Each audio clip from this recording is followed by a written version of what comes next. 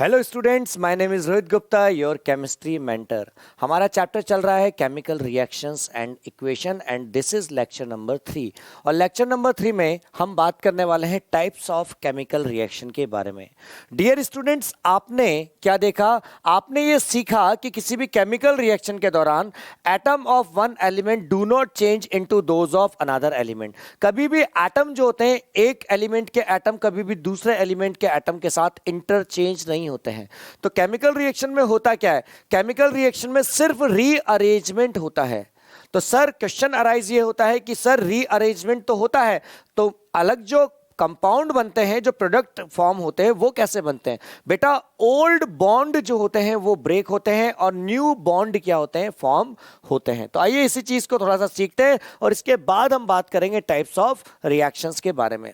Not do atom disappear. Atom किसी भी chemical reaction में डिसअपियर नहीं होते फ्रॉम द मिक्सचर और अपीयर फ्रॉम एल्सवेयर, और कहीं और अपीयर नहीं होते, वो केमिकल रिएक्शन में ही रहते हैं। मतलब आप क्या कहना चाहते हो? Actually chemical reactions involve the breaking and making of bond between atom to produce new substance. यानी कि ओल्ड बॉन्ड क्या होते हैं? ब्रेक होते हैं, और न्यू बॉन्ड्स क्या होते हैं? फॉर्म होते हैं, जिससे आपका न्यू सब्सटेंस जो होता है, जो न्यू प्रॉपर्टी का जो सब्सटेंस होता है, जिसको आप प्रोडक्ट कहते हो, वो क्या होता है? फॉर्म होता है।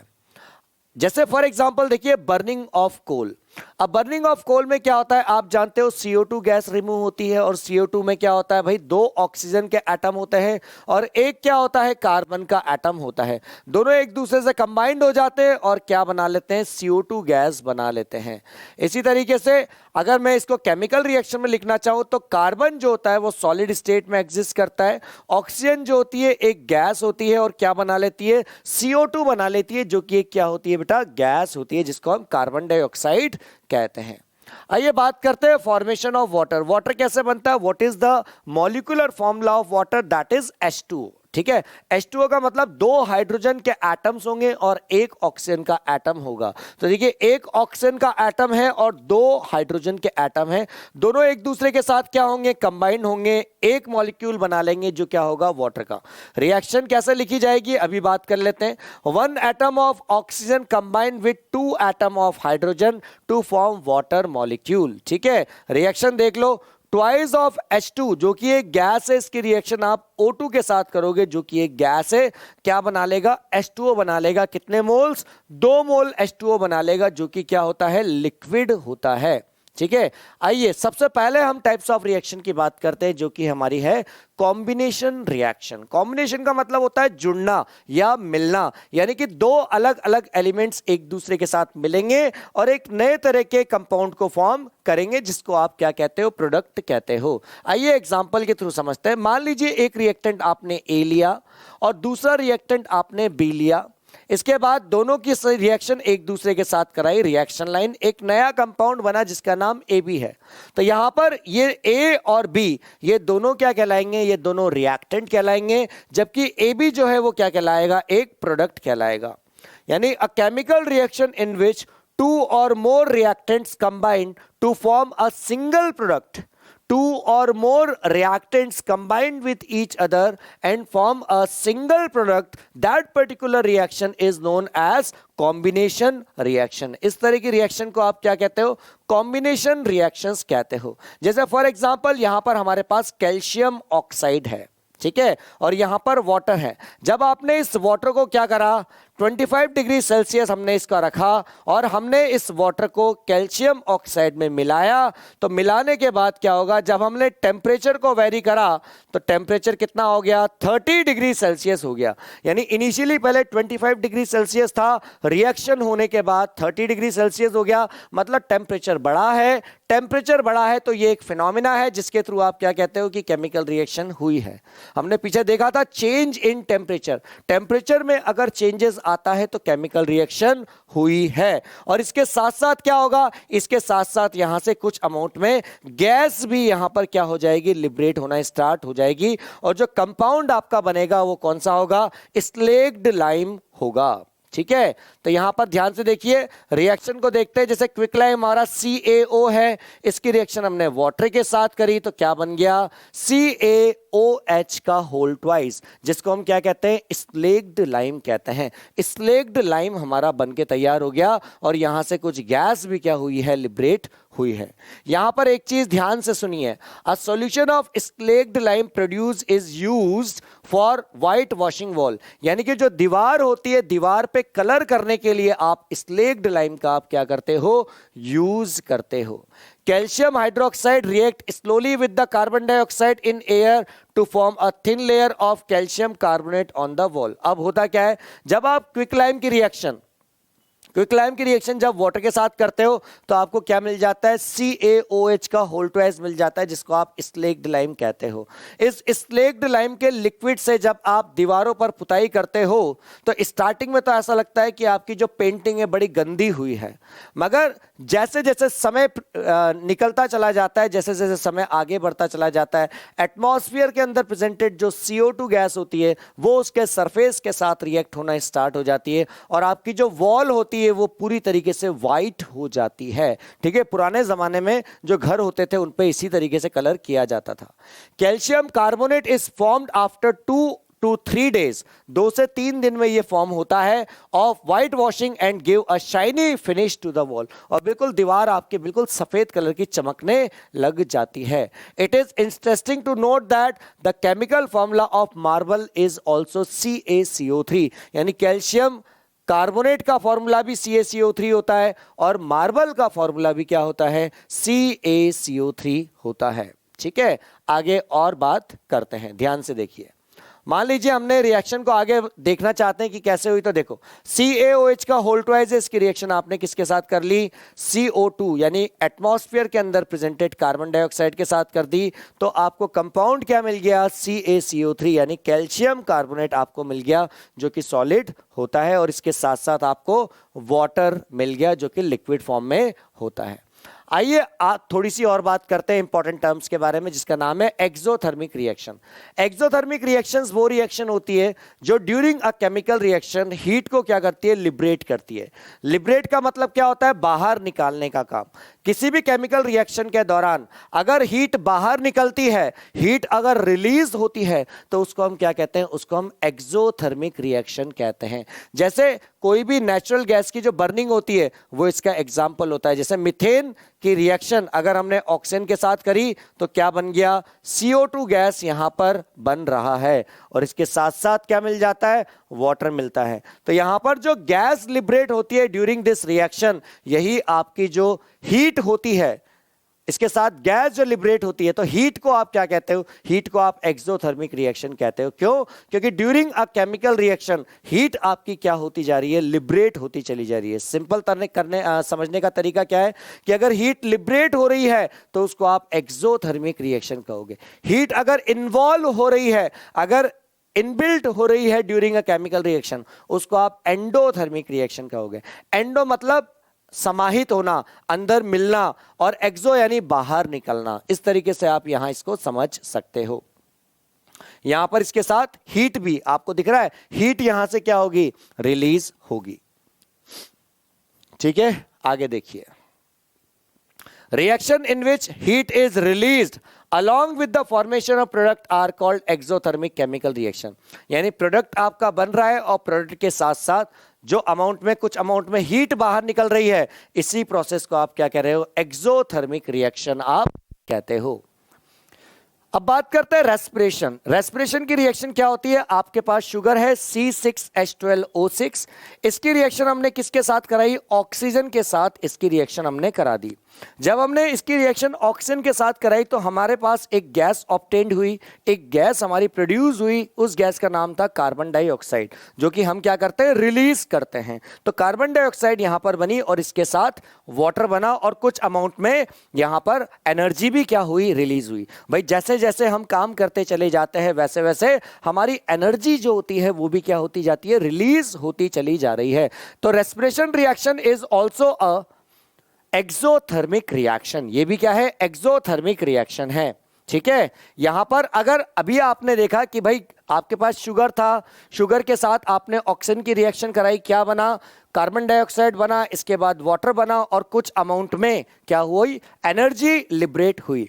ये जो रिएक्शन हमने लिखी थी ये रिएक्शन अनबैलेंस केमिकल रिएक्शन थी। नाउ इस रिएक्शन को बैलेंस करने के लिए आप क्या करोगे? ऑक्सीजन के आगे 6 लगाओगे, कार्बन डाइऑक्साइड जो है इसके आगे 6 लगाओगे और वाटर के आगे 6 लगाओगे। तो अब ये जो रिएक्शन आपके सामने बन के तैयार हो गई है, इसी रिएक्शन को आप बैलेंस केमिकल रिएक्शन कहते हो। The decomposition of vegetable matter into compost is also an example of exothermic reaction। यानी वेजिटेबल्स जो होती है, जो डिकम्पोज होती है, वो भी किसका एग्जाम्पल है? वो भी एक्सोथर्मिक रिएक्शन का क्या होता है? एग्जाम्पल होता है।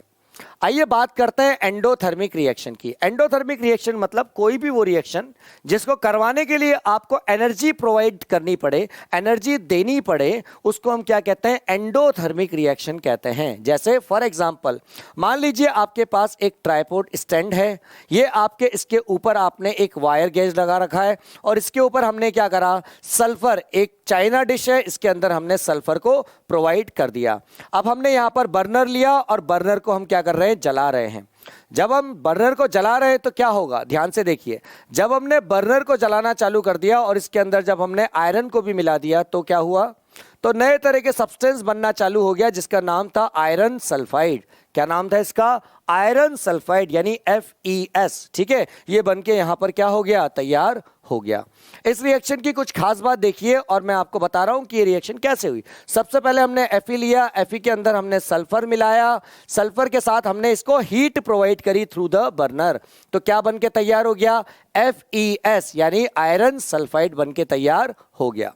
अब इस रिएक्शन में आपने एनर्जी को प्रोवाइड किया है। अगर आप एनर्जी प्रोवाइड नहीं करते तो ये रिएक्शन नहीं होती, क्योंकि आपने एनर्जी को प्रोवाइड किया है, इसीलिए आप इसको क्या कह रहे हो? एंडोथर्मिक रिएक्शन कह रहे हो।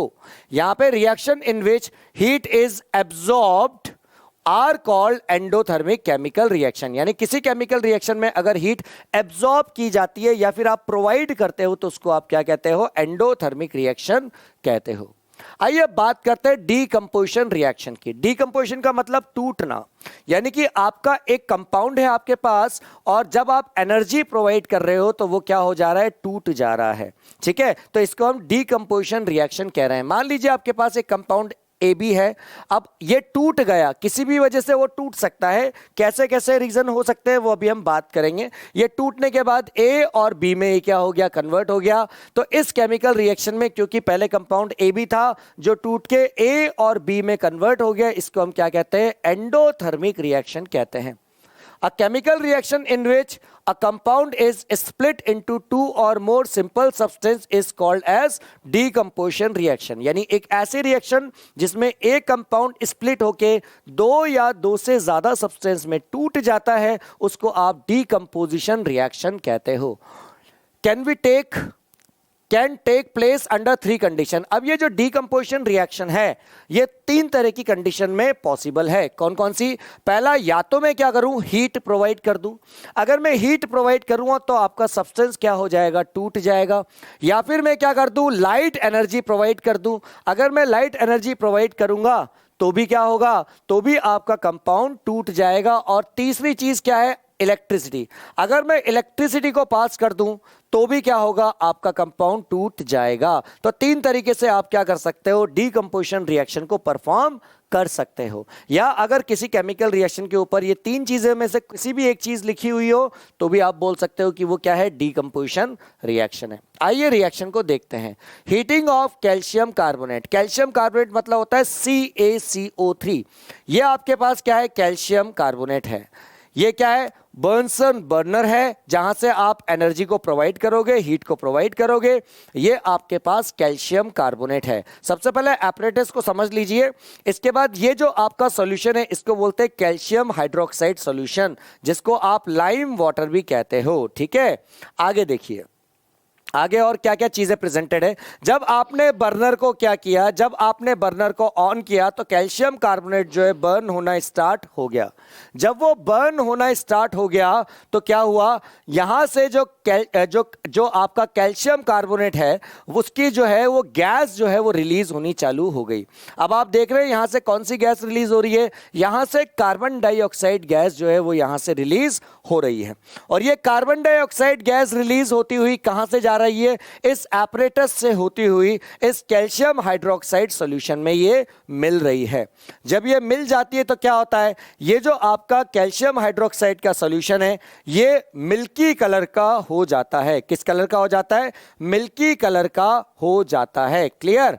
तो आपको दोबारा बताएं, अगर आपने बर्नसन से इसको हीट प्रोवाइड करी तो कैल्शियम कार्बोनेट बर्न होगा, बर्न होने के बाद CO2 गैस रिलीज होगी, वो CO2 गैस किस में जाके मिल जाएगी, यहां पर कैल्शियम हाइड्रोक्साइड में जाके मिल जाएगी, जिसकी वजह से कैल्शियम हाइड्रोक्साइड का जो सॉल्यूशन है वो किस कलर का हो जाएगा, मिल्की कलर का हो जाएगा। यहां पर रिएक्शन देखिए, सबसे पहले आपने कैल्शियम कार्बोनेट लिया और कैल्शियम कार्बोनेट को आपने हीट प्रोवाइड करी।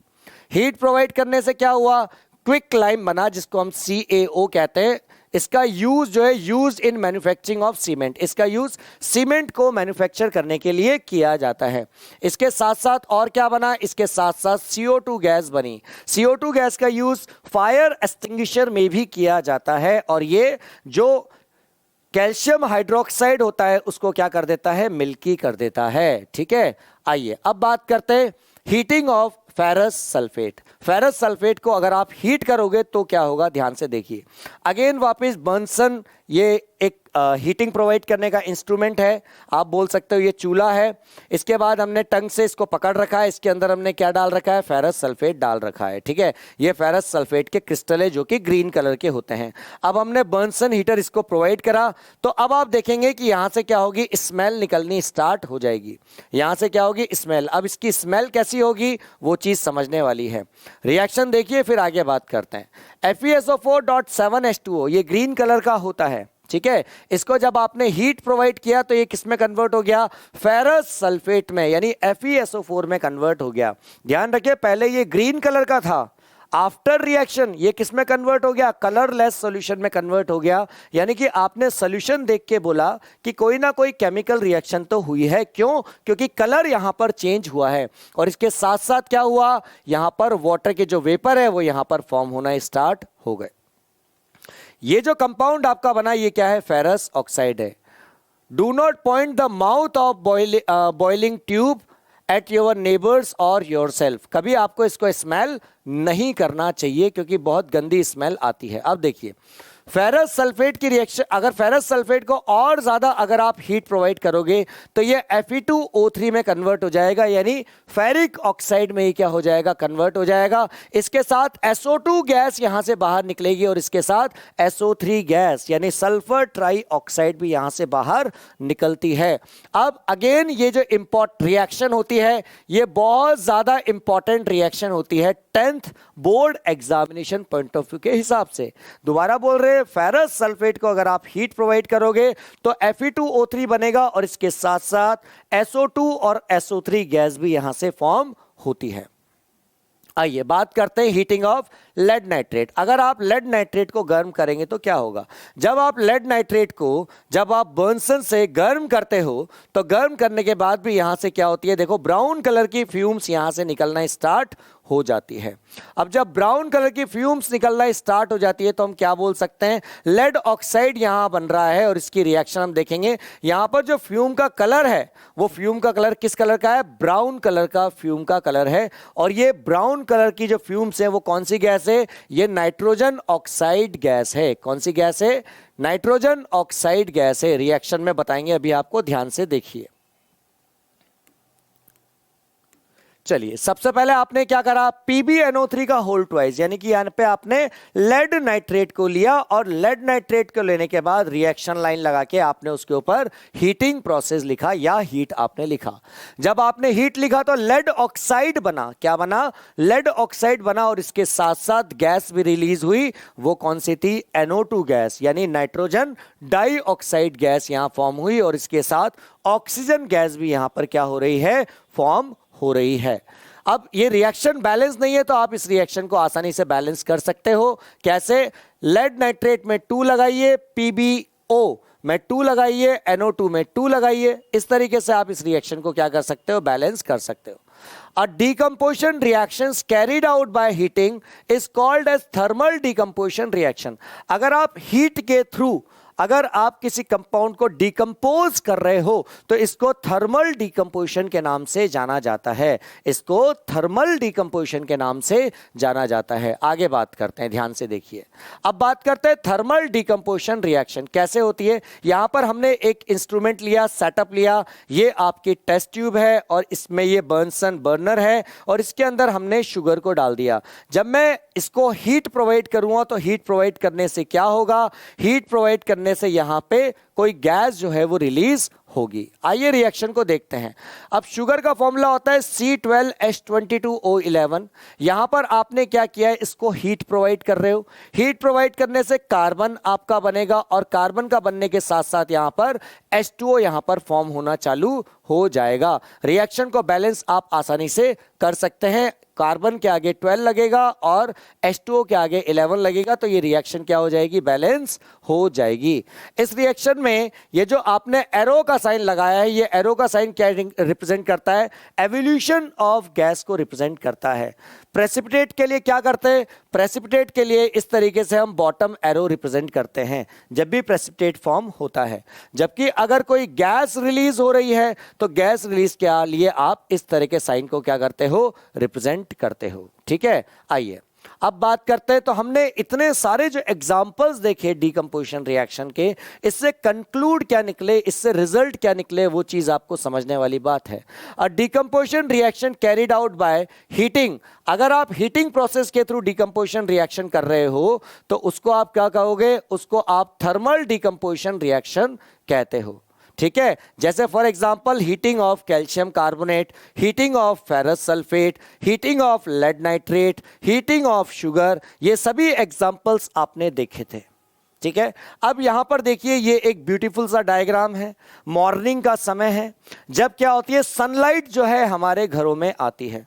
अब यहां पर ध्यान से देखिए क्या हो रहा है। यहां पर हमने सबसे पहले सिल्वर रख रखा है और decomposition reaction due to light. अब हम ड्यू टू लाइट देख रहे हैं तो जो सिल्वर है, सिल्वर को अगर हम सनलाइट में रखेंगे तो क्या होगा? ये धीरे धीरे ब्लैक कलर का होना स्टार्ट हो जाता है। मतलब क्या हुआ? ध्यान से देखिए। सबसे पहले हमने AgBr लिया जिसको बोलते हैं सिल्वर ब्रोमाइड। क्या कहते हैं इसको हम? सिल्वर ब्रोमाइड, जो कि सॉलिड स्टेट में होता है। और अगर सिल्वर ब्रोमाइड को अगर आप सनलाइट प्रोवाइड करेंगे तो क्या होगा? वो सिल्वर में कन्वर्ट हो जाएगा और इसके अलावा Br2 यानी ब्रोमीन में क्या हो जाएगा? कन्वर्ट हो जाएगा। अब रिएक्शन को बैलेंस करनी है तो twice of AgBr, twice of और ये Br2, तो ये रिएक्शन अब क्या हो चुकी है? बैलेंस हो चुकी है। इसी तरीके से नॉट AgBr, आप AgCl के ऊपर भी काम कर सकते हो। दोनों ही सेम तरह की रिएक्शन है। अगर AgCl को अगर आप सनलाइट प्रोवाइड करोगे तो वो Ag और Cl2 में क्या हो जाएगा? कन्वर्ट हो जाएगा। अगेन वापस रिएक्शन को आप बैलेंस कर सकते हो। आप आगे 2 लगा दे और यहां 2 लगा दे तो ये रिएक्शन भी क्या हो जाएगी? बैलेंस हो जाएगी। ये जो आपने सनलाइट के प्रेजेंस में जो आप डीकंपोजिशन कर रहे हो, इसको यहां ध्यान से पढ़े। Decomposition due to light is called photosynthesis. इस प्रोसेस को क्या कहा जाता है? फोटोसिंथेसिस कहा जाता है। जैसे कि हम जानते हैं कि प्लांट्स अपने फूड को क्या करते हैं? प्रिपेयर करते हैं। वो किस वजह से करते हैं? ड्यू टू फोटोसिंथेसिस प्रोसेस के थ्रू वो अपने फूड को प्रिपेयर करते हैं। Both these reactions are used in black and white photography during the process of developing। यहां पर एक इंपॉर्टेंट बात है कि जब पिक्चर्स क्लिक की जाती है, पुराने जमाने में क्या होते थे कि रील डाली जाती थी कैमरे में और उससे पिक्चर्स को क्लिक किया जाता था और उसके बाद जब धुलवाया जाता था तो वहां पर किस चीज का यूज किया जाता था? इसी AgCl और AgBr का यूज किया जाता था। Both these reactions are used in black and white photography। बहुत ज्यादा इंपॉर्टेंट है बेटा एग्जामिनेशन पॉइंट ऑफ व्यू के हिसाब से भी कि इसमें AgCl और AgBr दोनों का यूज आप ब्लैक एंड व्हाइट फोटोग्राफी के लिए यहां पर यूज करते हो। यह भी आपका 1 मार्क का क्वेश्चन होता है। आइए एक एग्जांपल और देखते हैं। मान लीजिए आपने एक प्लास्टिक का मग लिया और प्लास्टिक के मग में आपने यहां पर रबर लगा रखा है। ठीक है, यहां पर ये टेस्ट ट्यूब ले रखी है, देन इसके बाद आपने स्टॉपर कैथोड लगा रखा है और यहां पर एनोड आपने लगा रखा है। इसके अंदर आपने क्या कर रखा है? इसके अंदर आपने वाटर कर रखा है। क्या करने वाले हैं हम? हम वाटर का इलेक्ट्रोलाइटिक करने वाले हैं, इलेक्ट्रोलाइट करने वाले हैं, ठीक है। तो इसके अंदर हमने वाटर फिलअप कर दिया। अब क्या हुआ, जब हमने स्विच को क्या किया, ऑन करा, और यहां पर अंदर ग्रेफाइट की रॉड हमने लगा रखी है, तो क्या हुआ, ध्यान से देखिए, अभी तक कुछ नहीं होगा। क्यों नहीं होगा, क्योंकि अभी तक हमने इस वाटर को एसिडिफाइड नहीं किया है। अब यहां पर हम क्या करेंगे, ये जो कंटेनर है इसमें क्या है, डाइल्यूट सल्फ्यूरिक एसिड है, और हम इस इंस्ट्रूमेंट के थ्रू कुछ ड्रॉप हम इसके अंदर डाल देंगे। इस वाटर के अंदर हमने कुछ ड्रॉप्स को हमने डाल दिया। जब हमने कुछ ड्रॉप्स को इसके अंदर डाला तो आपका जो वाटर है वो क्या हो गया, एसिडिफाइड हो गया, और जब आप अब स्विच ऑन करोगे तो वाटर आपका डिकम्पोज होना चालू हो जाएगा। तो देखिए, acidified water is the water mixed with few drops of acid. अब यहां पर एसिड की प्रेजेंस में ये रिएक्शन यहां पर होगी। Acidified water is use to produce ions. अब अगर आप एसिडिफाइड वाटर का यूज नहीं करोगे तो आपके आयंस जो होंगे H+ आयन और OH- आयन वो कभी भी प्रोड्यूस नहीं होंगे, ठीक है। रिएक्शन देखना चाहो तो देख सकते हो, यहां पर ऑक्सीजन गैस यहां से क्या होती जा रही है, लिबरेट होती चली जा रही है, और यहां से हाइड्रोजन गैस जो है वो लिबरेट होती चली जा रही है। दोनों ही अलग अलग गैसेज है, एक तरफ ऑक्सीजन कनेक्टेड होती है और दूसरी तरफ हाइड्रोजन कनेक्टेड होती है। रिएक्शन देखेंगे, अगर H2O की H2O में अगर आपने इलेक्ट्रिसिटी प्रोवाइड करी तो क्या होगा, H2 और O2 यहां पर बनके तैयार हो जाता है। यानी कि आपको क्या होगा, यहां पर जो एनोड है, एनोड की तरफ आपको ऑक्सीजन मिलेगी और कैथोड की तरफ आपको क्या मिलेगी, हाइड्रोजन गैस मिलेगी, ठीक है। रिएक्शन को बैलेंस अगेन आप कर सकते हो, यहां पर H2 है, यहां पर H2 है, यहां पर सिर्फ O है, यहां O2 है, तो आपने 2 लगाया, यहां 2 लगाया, तो रिएक्शन आपकी क्या हो जाएगी, बैलेंस हो जाएगी। Decomposition due to electricity is called electrolysis. अगर इलेक्ट्रिसिटी के थ्रू अगर आप डिकम्पोजिशन करते हो तो उसको आप इलेक्ट्रोलाइसिस कहते हो। मतलब कि अगर हीट के थ्रू करते हो तो आप इसको थर्मल डिकम्पोजिशन कहते हो, सनलाइट के थ्रू करते हो तो उसको आप फोटोसिंथेसिस करते हो, और अगर आप इलेक्ट्रिसिटी के थ्रू करते हो तो इसको आप क्या कहते हो, इलेक्ट्रोलाइसिस प्रोसेस कहते हो। इन तीनों मेथड के थ्रू आप क्या कर सकते हो, डिकम्पोजिशन रिएक्शन को आसानी से आप परफॉर्म कर सकते हो। Use of electrolysis, extraction of metals like sodium, aluminium, electroplating अगर आप करनी है तो आप यहां पर electrolysis का आप यूज कर सकते हो। So dear student, this was your lecture। मिलते हैं बहुत जल्दी नेक्स्ट वीडियो में, तब तक thank you so much for watching this video.